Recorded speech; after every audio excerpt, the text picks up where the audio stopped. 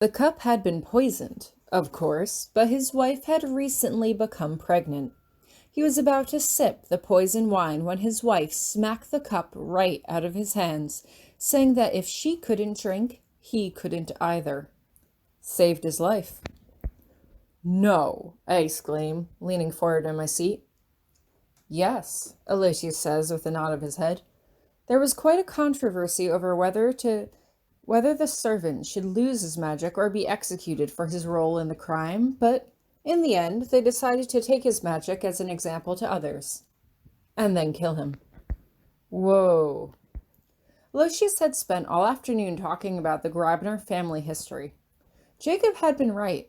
It was all very Shakespearean, full of poisonings, accidental deaths, betrayal, double crossings, and enough drama to fill volumes of history books. I wish this was all written down somewhere, I lament. It'd make quite a story. As I've explained, we take pride in passing down our oral history, he reminds me. Every new generation adds their own little take or twist on the story. Generations from now, what do you think your great-great-great-grandchildren will hear when their parents share with them the story of how you and Hieronymous got married? I can't help but laugh. Well, that is a story that needs no embellishment, I admit. Although I have to admit that it does rank right up there with the rest of the Grabiner family drama, so at least we can say we're living up to the name. Hopefully, your family line will have a lot less tragedy than some, Aloysius says with a sigh as he gets to his feet. In either case, Hieronymous will be here soon, and I best leave you to get ready. All right, I say, unable to conceal the disappointment in my voice. Was I honestly disappointed that Aloysius was leaving? It was almost unbelievable to think that one conversation could change my perception of him, but then again, my whole worldview had changed so much in the past few months that I could believe just about anything. For the first time, I think I can honestly say that it was actually good to see you. Will you be coming back around Christmas time like last year? It might be nice to have a small family dinner together with just the three of us. Is that an invitation? Aloysius asks with a grandfatherly smile. I would be honored to accept. Good, I chirp happily. Aloysius seems to hesitate as if he wants to give me a hug or some statement of affection, but instead he just puts his hand on my shoulder and smiles before he turns and leaves the library. I sit there for a moment and try to curl my knees into my chest to think, but I can't in this dress, so I just sigh and start to pace back and forth. I couldn't wait to see Hieronymous again, but besides all the catching up we had to do, I absolutely could not, under any circumstances, forget to ask him about why I was sent to Miss Minchin's.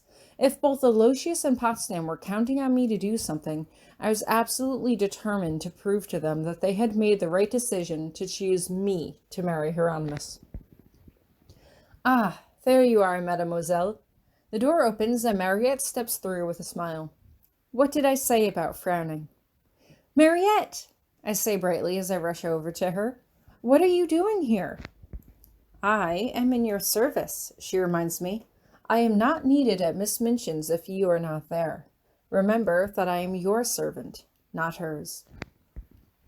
I hate that word, I say bitterly. You are my friend, who just happens to assist me with things, that's all. Mariette just shakes her head. I worry what Lord Grabiner might say if he heard you refer to me as your friend. He might feel that I am being overly familiar. I don't know who you've served in the past, but Hieronymous isn't like that, I say quickly. Both he and his father know that I am extremely informal. But if it makes you uncomfortable, then I won't call you my friend. I hesitate for a moment. I'll call you my famulus, my magical assistant. Does that work better? If it pleases you, she replies, and I roll my eyes. Come on, I say, heading out of the library. Let's go to the foyer. Hieronymous will be arriving soon, and I don't want him to waste a second trying to find me in this giant labyrinth. We head to the foyer, and I circle the cherubic fountain, sharing all the information that I had learned from Aloysius. And then he was going to drown his own child in the pool just because he only had one arm, but his wife pushed him in, and both she and her child worked together to drown him instead. Mon Dieu, Marriott says as she clutches her apron. The men in these families seem like something out of stories. She shakes her head. I can only pray that your husband will never treat you so terribly. Not a chance, I say with a wide smile. It's funny because he used to be scary and yell at a lot of the freshmen because he liked to yell at students and call them out when they weren't paying attention. So he earned this reputation as a bitter and nasty person, but he's literally the nicest person you could ever meet. He's amazing. He's always looking after me. He's patient with me when I'm being absolutely ridiculous, and he's so smart. I can't think of one time when we've had a real heart-to-heart talk where I left the conversation not feeling like I was absolutely glowing. And he's so selfless. He's always looking out for me, and although sometimes I felt like I took a backseat to his work, But Mariette has a hand in front of her face to stifle her laughter, and I just raise an eyebrow in confusion. What? Suddenly, I turn around to see Hieronymous standing near the entrance of the portal, his arms crossed over his chest as he listened to my speech with a pleased smirk lingering on his lips. Hieronymous! I feel like all of the air has been sucked out of my chest as I rush over to him, and he takes a few quick strides over to me as he scoops me up in his arms and kisses me. For a moment, I almost feel lightheaded, like I'm in a dream, and I suddenly realize he's teleported us into the bedroom we share together over Christmas time.